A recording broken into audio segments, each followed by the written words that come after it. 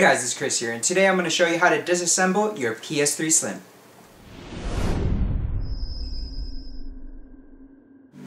Alright, so the only tools you need is a regular screwdriver with a plus bit as well as a security 8-bit screwdriver. Now I won't be using this 8-bit security screw, instead I will be using this minus sign. There's two types of security bits. This is the screw you'll be taking out. I've already taken one out of the PS3. But you can see that there's a pole in the center. So that pole is what prevents this one from going in and using it as a regular screw. Rather, you need this type of bit with a hole in the center to accommodate for that pole that sticks up. So instead, I will be using this minus sign. You can see that it fits right in the groove, and that's how I will be unscrewing my screws. Make sure you use the right size, otherwise you might strip your screw and it will no longer be usable. To keep organized, make sure you have a container to put your screws in, but if you don't have something like this, a good idea would be to take a strip of tape and you can organize your screws like this. Just stick them on and then the tape will hold the screws and you can separate them according to sections. Alright, so first things first is remove your hard drive and the warranty sticker. So your warranty sticker is right here, which I've already removed. And to remove the hard drive, you just flip up this tab and there's a blue screw you unscrew. Flip it to the front, slide this right out. There's a lever right there for your hard drive and you can pull it out very easily. Now if you have something like a guitar pick, you can use this to help pry the feet off the PS3. Now the plastic feet are clipped in, so when you're trying to pry them out, they might jump at you, so be careful for that.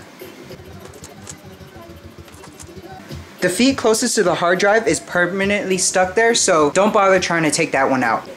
Now that all the screws are exposed, it's time to remove them.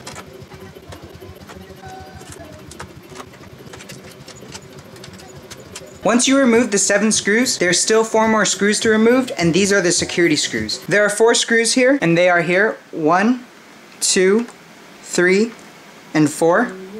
If you remember earlier, I removed one to show you guys, and that's the one I removed. Now the top works like a hinge, so you want to pull it this way and flip it right up. Like so. Before we unscrew anything, we have 3 plugs to remove: the battery, the Blu-ray, and the power supply. Be very patient in this process. You do not want to break any of your plugs. If you do, the replacement can be costly. The most difficult one may be your Blu-ray plug. For the power supply, you have something like a pressure point where you can push on and then pull out.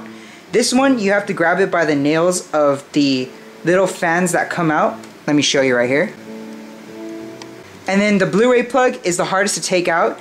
You may need to wiggle it out, but do not pull too hard on the wires. So you just have to wiggle it out a little. Next step is to unscrew the battery power screws.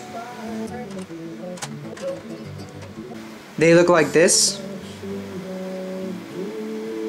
And now we can pull the battery pack out. So there are 2 prongs there that need to come out. So this side you would have to use a little bit more force. It's kind of like the power plugs on your power outlet.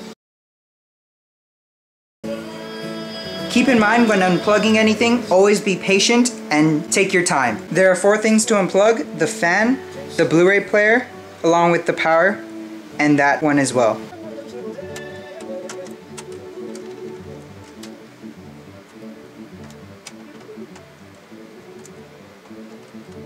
If you have trouble unplugging anything, you can always wait for later in the steps. For example, removing this Blu-ray player before removing this wire, because right now my fingers can't get to it. So to remove the fan, you have to remove these 2 screws,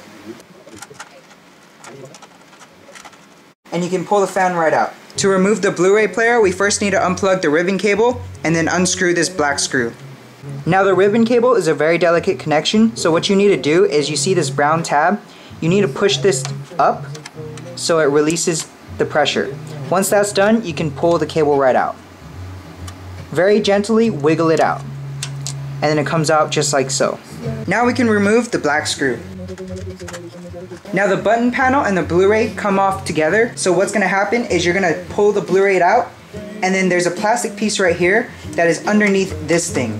So a good way to take this out is to remove it from the front first, where this thing pops out, the button just popped out, and then now it can slide forward and out. Now with this ribbon cable, all you have to do is just pull it out. There's no tab to release for pressure. Now we can go back to this wire and remove it as well. These two wires are your Bluetooth and your Wi-Fi.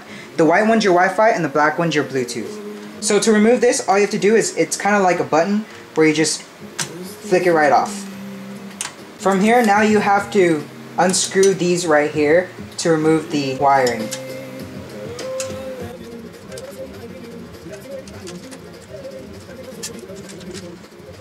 Now there are 5 screws to remove, and they are here, here, here, here, and here.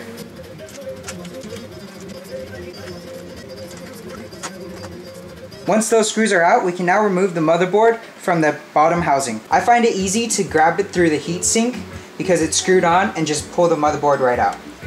Pull up and then slide right out. Simple as that. To remove the motherboard from its metal case, we can flip it over to reveal screws that are indicated by arrows, like so. And once you remove those, we can take the metal case out. There are 9 screws to remove.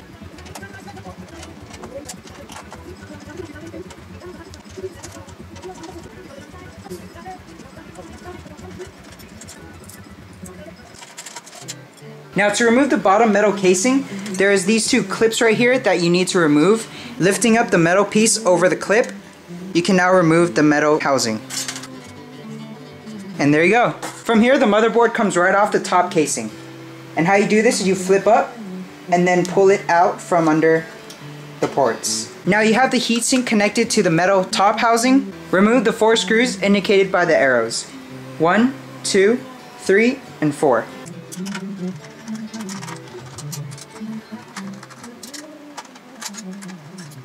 And there you have it, guys. That's how you disassemble your PS3. Thank you guys for watching, and if you want to know how to put your PS3 back together, click this video right here. If you have any questions, please leave them down below and I'll get to them as soon as possible. Thank you guys for watching, and I'll see you guys in the next video. Subscribe for future content. Bye guys.